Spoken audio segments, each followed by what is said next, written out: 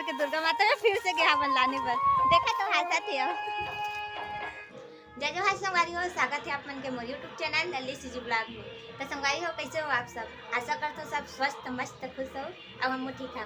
तो संगवारी हो, अभी में हाँ वो दिन कुछ दिन पहले आप मतलब दुर्गा माता के दर्शन करा रहे। तो चलो चलतन आज हमारे गांव के माता के दर्शन करबो। शीतला माता के हमारे गांव में सिर्फ 2 ही जगह रास्ते माता। तो चलो चलते देखते आगे क्या होते थे। तो बने रहा उसी ब्लॉग में, ठीक है। तो संगवारी हो, अभी सुबह की आरती हो के हावे और आप मन देख सकते हो कितना मतलब अभी भीड़ नहीं रहा है। रात को ज़्यादा भीड़ रहती है। अब अभी महाराज जी सबके में टीका भी लगावा था। और ये है हमारी दुर्गा माता।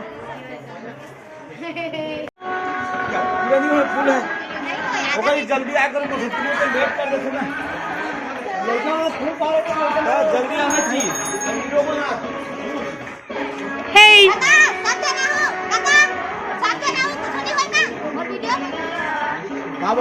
नहीं आना चाहिए। मेड बाय लल्ली।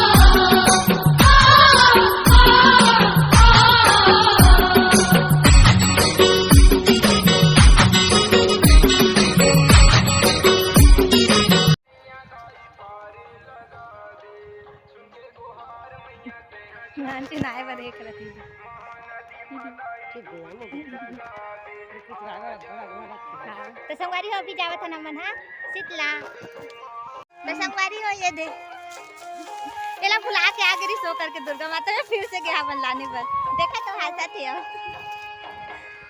चलो तो चलते हैं शीतला मंदिर में, ठीक है।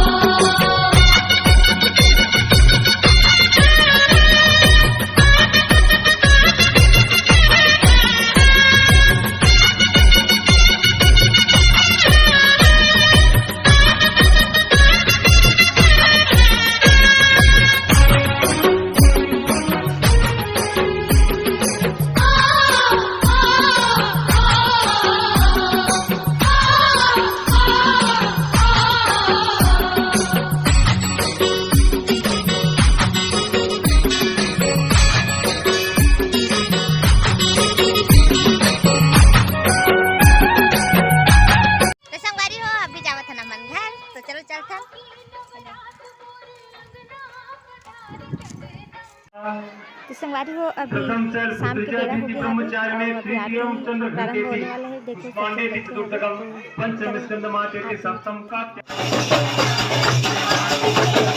सब